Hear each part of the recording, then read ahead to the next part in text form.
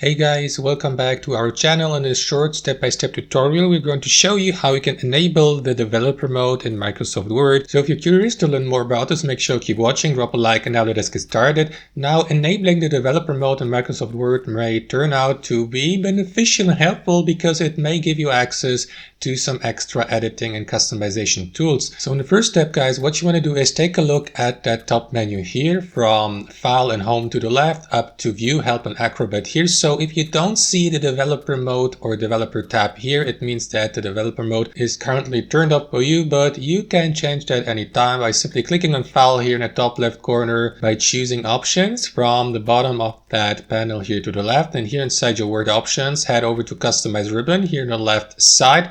And here to the right, you will see a list of main tabs. And amongst these tabs, you will find also the developer mode. If you can find it, simply keep scrolling down till you find it. So here it is. So what you want to do to turn it on is simply select the box or tick the box left to it, confirm by clicking on OK here. And that is going to add the developer mode to your list of tabs or menu here at the top, guys. And that's basically it. That's how I do it. Hope you enjoyed the video, got some value from it, and we'll see you next time on our channel.